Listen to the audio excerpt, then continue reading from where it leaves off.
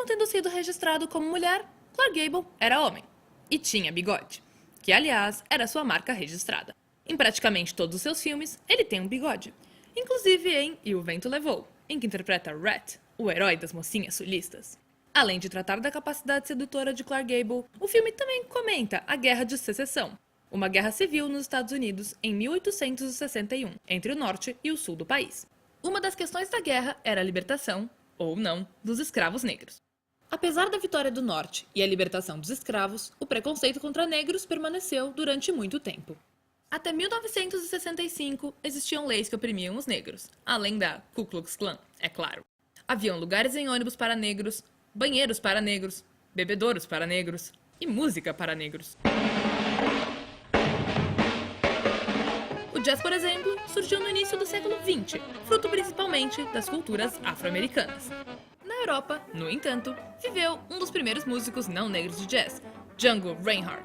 Ser branco, porém, não impediu que sua música sofresse preconceito, já que o jazz era proibido no regime nazista. Na África do Sul, ocorreu um movimento semelhante ao dos Estados Unidos, que ficou conhecido como Apartheid, quando, em 1948, o preconceito foi oficializado. Não era só contra negros que havia discriminação.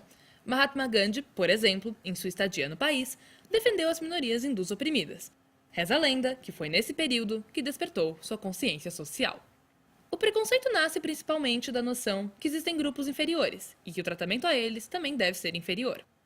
A situação se agrava quando um líder político com plenos poderes em um país toma o preconceito como eixo central do seu governo. Adolf Hitler instituiu o regime nazista, que basicamente perseguiu e matou qualquer um que não fosse ariano. Dizem as más línguas que Hitler se inspirou em Charles Chaplin para o design do seu bigode.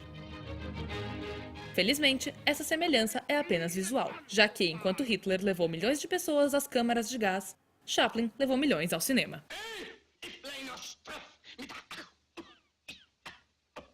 A Segunda Guerra teve seu fim marcado pelo lançamento da bomba atômica sobre as cidades japonesas de Hiroshima e Nagasaki. A bomba só pôde ser realizada graças à teoria da relatividade geral de Albert Einstein, mesmo não havendo desejo do cientista de que a famosa equação E igual mc² fosse utilizada para tal propósito.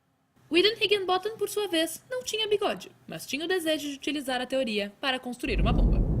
E foi o que ele fez. Sua habilidade científica, no entanto, não se restringia à área de destruição em massa, pois Higginbotham é também um dos criadores do videogame, cujo primeiro jogo foi Tênis para Dois. Era muito monótono. Ao longo do tempo, os jogos foram evoluindo, adquirindo ação, até chegar no conhecidíssimo Mario Bros. Estrelado por ninguém menos que Mario, Yahoo! O Encanador, que apesar de não ter o físico ideal de um herói como o Rhett, também salva o mocinho indefesa entre um chá e outro. Seja Peach ou Scarlett O'Hara, há sempre uma mulher precisando ser salva pelo herói bigodudo. Só precisa ser salvo quem não tem a capacidade de salvar a si próprio, seja essa capacidade física ou intelectual. A mulher sempre foi considerada inferior ao homem. Com o passar do tempo, porém, ela conquistou direitos antes exclusividades masculinas. Direito ao voto, a frequentar universidades, trabalhar fora de casa, usar calças, jogar futebol. Houve, no entanto, uma coisa que ela não conquistou: o bigode. Não se sabe se é um complô ou é um movimento social patriarcal.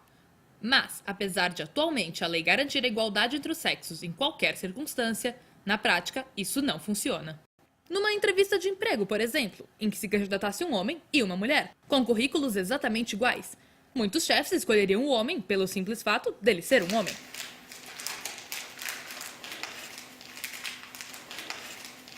Além disso, seguindo a lógica capitalista, contratar mulheres pode se configurar um problema futuro, já que elas podem engravidar. E caso isso ocorra, terão uma série de direitos que, em suma, farão com que ela trabalhe menos. E dar direitos aos trabalhadores é algo muito complicado. E mais, se em um casal ambos trabalham fora, ainda é considerado o papel da mulher cuidar da casa e dos filhos. Mulheres têm jornada dupla diária e não ganham hora extra por isso. Pesquisas de 2006 revelam que as mulheres dedicam 22,1 horas por semana às tarefas de casa, enquanto os homens apenas 9,9 horas. 5,5% dos homens alcançam cargos de direção, contra 3,9% das mulheres. mulheres recebem apenas 66% do salário dos homens.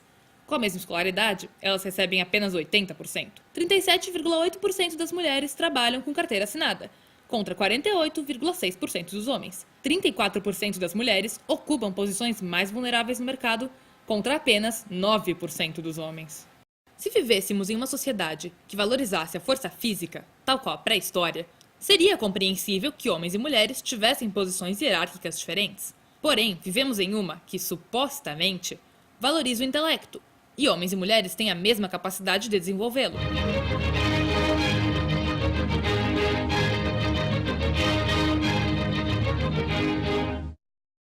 Logo, não há nenhuma razão que justifique o preconceito contra a mulher. A menos que o bigode seja realmente um fator tão importante assim.